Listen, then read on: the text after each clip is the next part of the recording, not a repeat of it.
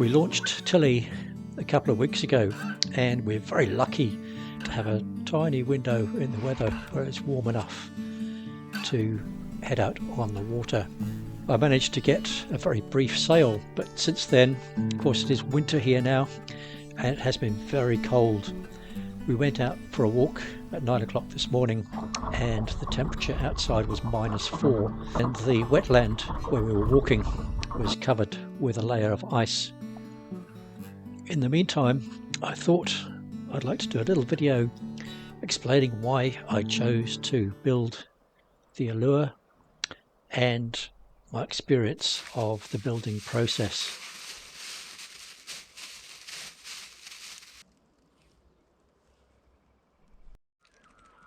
For quite a long time we've owned this beautiful little frostbite dinghy, and I had it in mind to get her rigged up for sailing. So I was researching lug sails, and while I was searching through I discovered this image and I thought, wow, that looks like an amazing boat.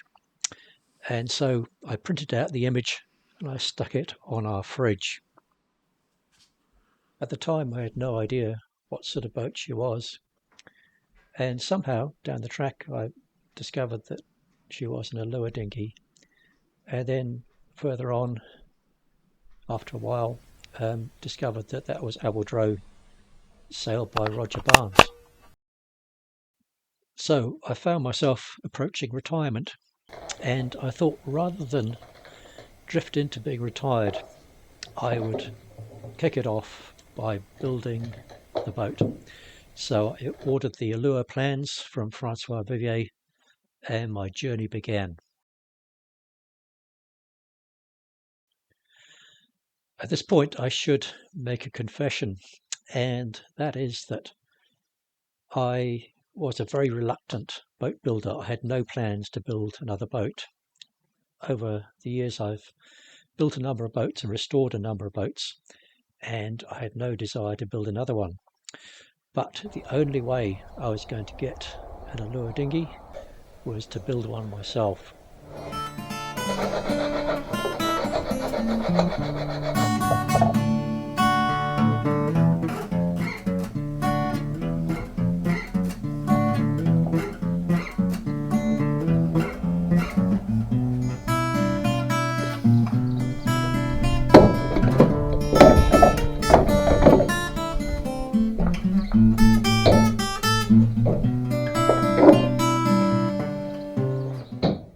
As well as all other considerations, the thing that made this really possible was the support of my lovely wife Catherine, who was totally behind the project and very supportive throughout, and went out and earned money while I was doing the boat building and looked after things at home. So this meant that I could treat the boat build as my full-time job, and over the 10 months I think I averaged about 25 hours a week building the boat.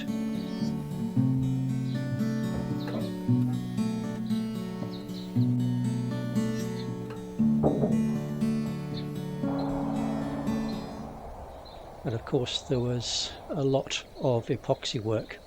I think I used over 30 litres of epoxy altogether. And of course working with epoxy long term is not really a healthy thing, and probably one of my best investments was to buy a full face respirator mask with really good filters on it. And I used many hundreds of pairs of disposable gloves and a significant number of rolls of masking tape.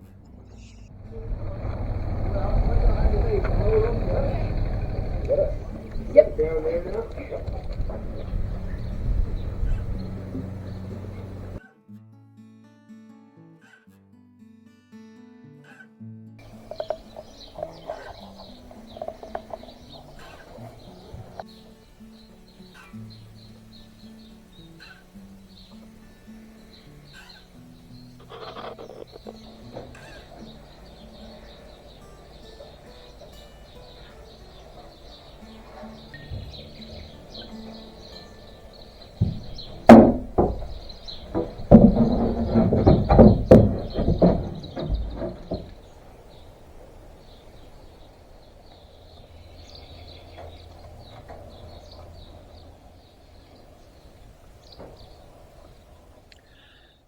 Building the boat on my own over quite a long period of time made it quite a solitary experience, but I was lucky to have Max to keep me company, and he kept an eye on me.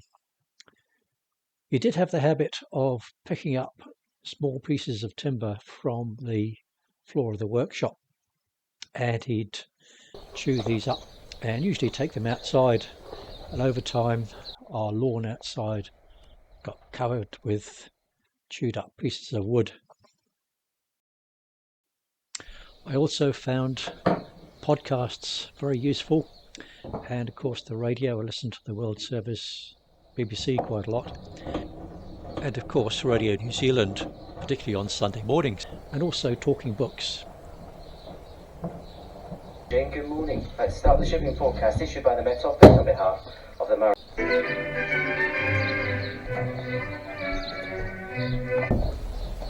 The rest of the anchorage was coming into view, and with a frown, Jack swung his glance to inspect the rival frigates. 7 of them still, and only 1 had moved since yesterday. Beautiful ships, though in his opinion they overraked their masts.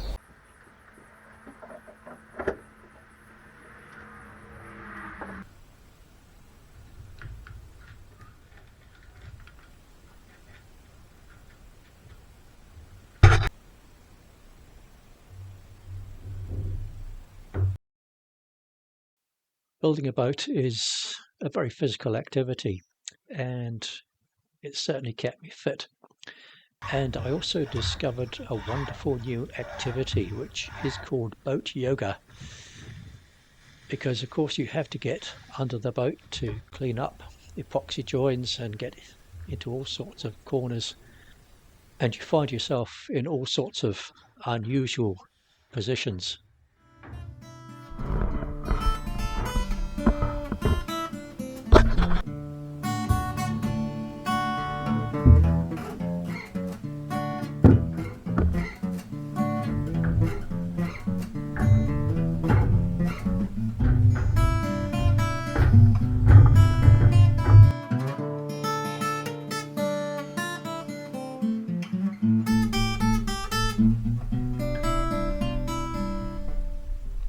It's always the way that when the boat seems to be very much finished, that things seem to take an awfully long time, and there's all the rigging to do and many bits and pieces to fit to the boat and many screws to put in.